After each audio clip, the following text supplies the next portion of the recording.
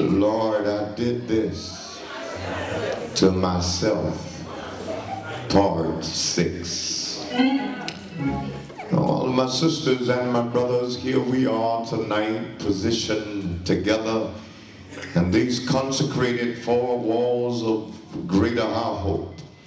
We are positioned at 110 East Hogan Boulevard, in Eatonton, Georgia, in Putnam County, to celebrate slipping over into another year. We have experienced some things in the last 12 months that have caused us either to grow wiser or we have become more foolish in our flesh. Sisters and brothers, I've got to tell you that most of us in here need to admit that we have done some things that we are not proud of. As a matter of fact, all of us in here ought to be on the mercy seat of Christ, pleading our case, asking him, Lord, have mercy on us, for we have discovered that we were wrong because somebody else did us wrong, only to discover that 2 wrongs don't make a right. Well, sisters and brothers, I've got to tell you, for those who have been absent and unaccounted for, we have discovered in the first 5 parts of this series that we bring unnecessary punishment on ourselves. I mean, until there is an admittance in us that how we handle things was not of God, God Jehovah now has to force us into spiritual fits until we are willing to admit that the way we did stuff was not the right way. It is at this rough point, Evangelist Pilcher, that we must admit within ourselves that what we did was wrong.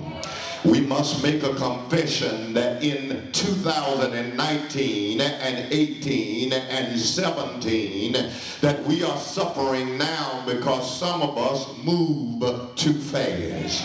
We chose too quick. We tried to take what did not belong to us, and actuality, we brought things on ourselves. And the reason why we did these evil things, y'all remember in part 2, we had a self-justification that was false about ourselves, that was inspired by hurt that somebody else caused, and the hurt caused us to be embarrassed and shamed. And you know when somebody does something to you, it causes you to self-justify why you feel like you can do something back to them. So God in 19 said, let me test you to see if you have learned anything from what you and I have brought on ourselves. He says the trials and tribulations of 19 were only to see if you are able to endure something. They were not to kill us, but get this, your trouble was to deliver you from your own evil. God says, I dropped the bomb on you so that I could move you beyond the past hurt, so that I could heal you from the pain of the last predicament, so that I could place you on a higher level of life than what you live in the previous stage of your life. God says, yes, you brought it on yourself, but because I am the God of second chances, I will give you an opportunity to make it right with me if only you will confess and admit that I've done some things that I should not have done. Is there anybody in here willing to look at your neighbor and say, neighbor, I did some things I should not have. I messed up at way back when, but I'm hoping God give me a second chance. So God, our maker and creator, begins to work on us individually. See, he knows to make us better, he has to work on us.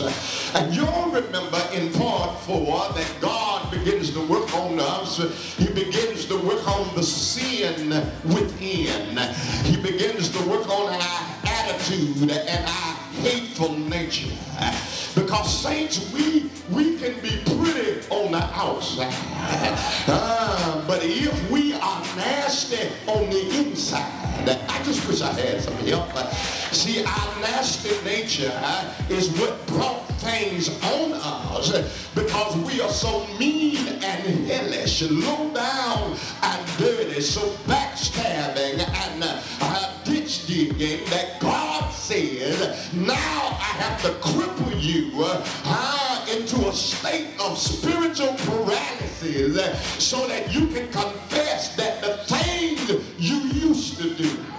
Is there anybody in here willing to confess that sometimes God put you in a predicament that made life so rough that you confessed that you wasn't going to do it no more, that you wasn't going to go there no more, you wasn't going to fight, cuss, and lie no more? It is at this point that God takes sin from within us away.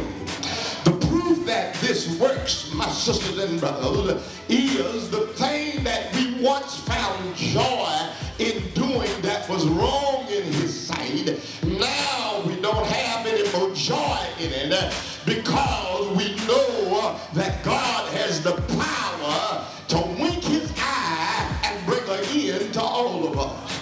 Yeah, there'll be a few of us in here tonight on December 31st that's willing to confess that there was some 31st that by now you were already drunk and you were already tore up from the floor.